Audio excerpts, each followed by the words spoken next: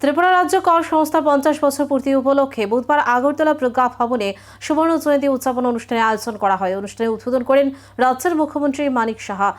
উপস্থিত ছিলেন রাজ্যের অর্থমন্ত্রী প্রণজিৎ সিংহ রায় সহ কর দপ্তরের আধিকারিক ও অন্যান্য বিশিষ্ট অতিথিরা। অনুষ্ঠানে মুখ্যমন্ত্রী বলেন, গত 5 দশক ধরে রাজ্যে কর সংস্থা ত্রিপুরার রাজস্ব ব্যবস্থাকে আরও শক্তিশালী করতে গুরুত্বপূর্ণ ভূমিকা পালন করছে। স্বচ্ছতা, দক্ষতা এবং কর বান্ধব প্রশাসন গড়ে তোলার ক্ষেত্রে সংস্থার অবদান উল্লেখযোগ্য বলে তিনি মন্তব্য করেন। তিনি আরও বলেন, রাজ্যের উন্নয়ন ও জনকল্যাণমূলক প্রকল্প বাস্তবায়নে রাজস্ব সংগ্রহের গুরুত্ব অপরিসীম। তাই ভবিষ্যতেও সততা, স্বচ্ছতা এবং আধুনিক প্রযুক্তির ব্যবহারের মাধ্যমে আরও উন্নত পরিষেবা প্রদানের আহ্বান জানান তিনি। অনুষ্ঠানে রাজ্য কর সংস্থার কর্মকর্তা ও কর্মীদের গত 50 বছরের অবদানের জন্য অভিনন্দন জানিয়ে তাদের ভবিষ্যতের সফলতা কামনা করেন মুখ্যমন্ত্রী।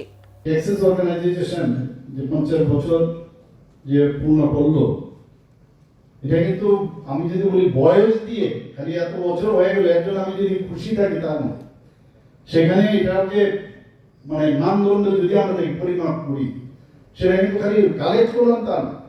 সেখানে দেখতে হবে যে আমার আস্থা জনগণের প্রতি, যারা ট্যাক্স পেয়ার তাদের উপর কতটুকু আমি আস্থা আমি রাখতে পারলাম, অর্জন করতে পারলাম। আমার যে কর্মদক্ষতা আজকে এখানে যেভাবে আমরা কতগুলো ইনোভেশন করলাম, এগুলোর মাধ্যমে, এবং সবচেয়ে বড় হচ্ছে ট্রান্সপারেন্সি।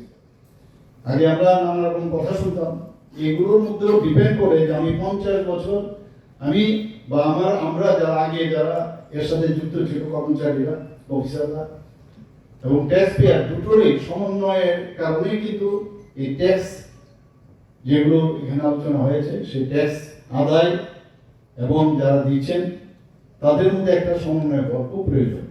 এর জন্য আমার মনে হয় মাঝে মাঝে সেমিনার হওয়া বাঞ্ছনীয়।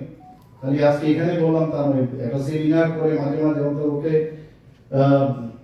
2 মাস 3 মাস পর পর একটা সেমিনার করা যায় যে আপনারা কিন্তু নতুন যে এখন ব্যবস্থা হয়েছে তাতে আপনাদের এই লাভ হবে।